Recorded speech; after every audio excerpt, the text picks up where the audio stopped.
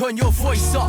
You ain't even speaking properly. Talk about your jewelry, you ain't even into property. I'm low-key when I flow and go Odin just like my bro. I'm like, hey guys, what up? Welcome back. Yo, we're gonna jump onto some TKO, and you know when we do takes us back to the past. He opens up on us, talks about mental health, takes us to the hood without us having to step foot there is what he does. Yo, he's one of the best storytellers, but all these stories that he's got is just the truth. It's just memories and things that he's gone through in his life. Yo, this is true life. This ain't fiction.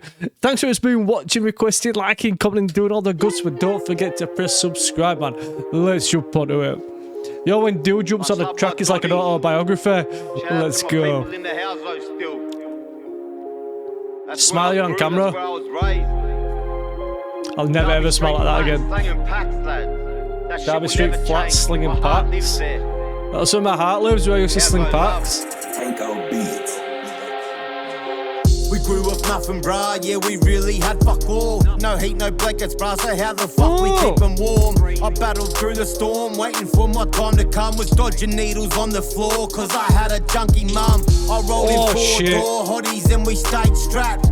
Nice. Yo, we're rolling four-door hotties and we're staying strapped. Yo, but the bar before that were one of the coldest bars I've ever heard, and that's not even taking the piss at the fact they had no heating, no blankets to keep warm. Yo, if you want to keep warm, go to someone else's house. Yo, to grow up in that sort of mentality, yo, mum, heating's not going on. If you want to stay warm, yo, you like to do something else, you like to go somewhere else. But the whole thing about dodging needles on the floor because of his mum, that's no way to grow up, man. That shit like that doesn't start you off well in life, does it? I rolled in four-door hotties and we stayed strapped. Nice and baseball bats, the older lads, they had the gats. Ram raids through the bottle shop every week, filling up the boot and then we screeching sideways down the street. Yo, every week this same shop gets hit. Yo, but the young'uns, yo, we had the knives, we had the bats. The old dudes, yo, they were the ones that were trusted with the gats. Yo, the young'uns, yo, we were just out there. Like, what was that film? Warriors. Do you remember the Warriors when they used to fucking have like different gangs? Warriors come out and play, walking around with like the knives and the baseball bats. Yo, that's what we were like. But the older dudes, they had the guns, man. We filling up the boot and then we screeching sideways down the street. This ain't the half of it. Coppers always after us. Knew us by our first names, no evidence, no charging us. Screamed by the ball sack. All we did was sell weed. Then it went to gas, to speed, to methamphetamine. Real ones, they know what I mean. This was just a household life. Everybody paranoid, so everybody carried knives. We had to get fed and feed the fucking team as well. I never let a brother starve. If I was cashed, he was as well. Yo, I like that. Yo, we all grew up together. We're all a family of I won't say a family of criminals, but a family of people growing up hard. So we all had to work together to get that cash. We were all doing the same sort of things. But yo, if the little family of people that are together and eating together, and somebody on the outside, yo, you can't trust them because they're looking to eat as well. They're carrying some shit on them as well. They're looking to steal your shit so they can get paid. Bruh, yeah, so when we're out on the streets, man, we carry those knives. Yo, dude's talking a lot of real-life shit right now. Let me take it back, man. He talks about, yo, police knew us by the first name, but they couldn't pin out on us, man. They couldn't get all that stuck. Yo, we left no evidence anywhere, so we were carrying by the ball sack, man. Yo, tuck this down your pants, man. Carry this from here. Yo, then we'll sling it later on. Dude, yo, if you're getting drugs that have been down someone's pants, man, you just make sure it's fucking properly wrapped up, man. Make sure it's properly wrapped up. All we did was sell weed, then it went to gas, to speed, to methamphetamine. Real ones, they know what I mean. This was just a household life. Everybody paranoid, so everybody carried knives. Who can you trust get fed and if it's not you in a circle? Well, I never let a brother starve. If I was cashed, he was as well. Yeah, this a flat life where everybody knows each other. Where people in your block, you called your auntie or your brother. We used to borrow milk and sugars for our parents' cuppers. One day we fight and then the next day we all love each other. Someone always getting locked and their flat was getting raided. We was at the window catching shit then running off to save it. If you weren't from here, you'd see it all. Fuck.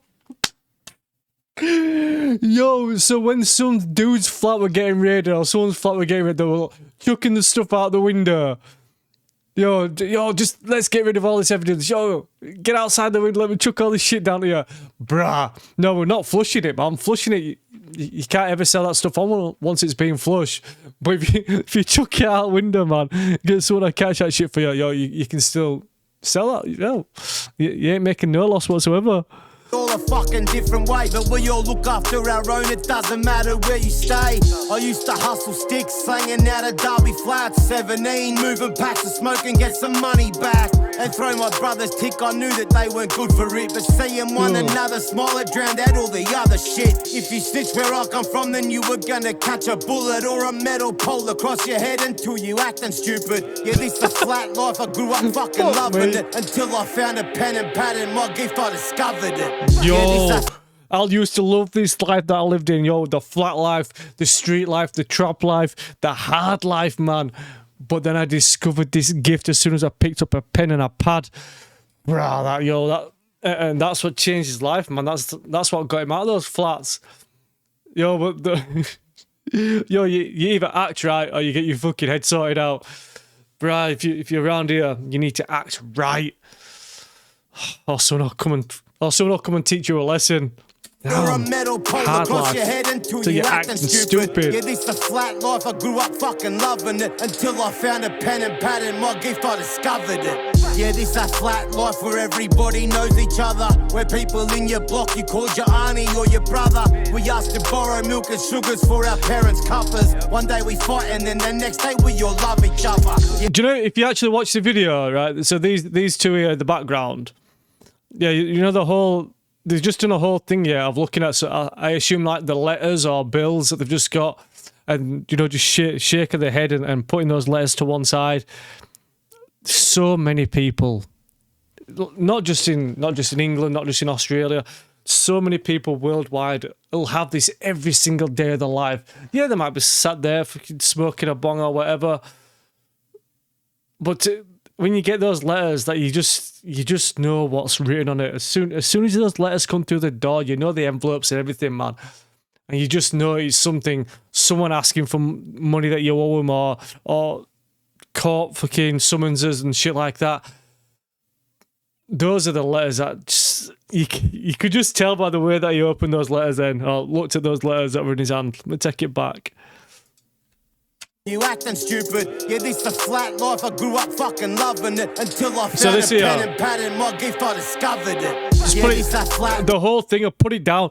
I think it's a psychological thing of where you read something and you're like, no, I'll deal with that another day, and you put it down, so you put it down face down, so you can't. It's a psychological thing, so you can't actually see what he says. So it's like out of sight, out of mind sort of thing.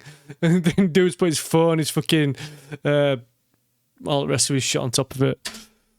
Life where everybody knows each other, where people in your block you called your auntie or your brother. We asked to borrow milk and sugars for our parents' cuppers. One day we fight and then the next day we all love each other. Yeah, this a flat life where everybody knows each other, where people in your block you called your auntie or your brother. We asked to borrow milk and sugars for our parents' cuppers. One day we fight and then the next day we all love each other.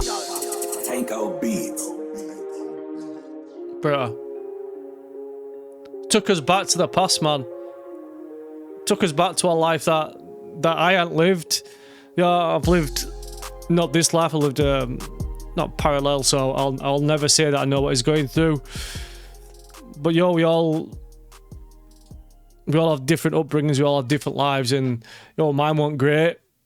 Yours might not have been great, but he takes us back to his past without us having to go there, and it's dude at storytelling. Like I say, it's like an autobiography every time he jumps on a track. Right, guys, that's that one done. Yo, the thing is, right, TKO makes it look so easy to do this as well. Like, looks can be deceiving, because you look at TKO, if you heard him without looking at him, you won't put the two together. That's the whole thing about looks can be deceiving. You don't know what somebody's capable of until they do it. And as soon as he said, as soon as I picked up that pen and pad and that pad and paper, or, dude's got a gift. Simple as, dude's got a gift. Right, guys, that's that one done. Thanks for watching, First You'll End. Let me know about anything that I missed. I'll see you guys on the next one.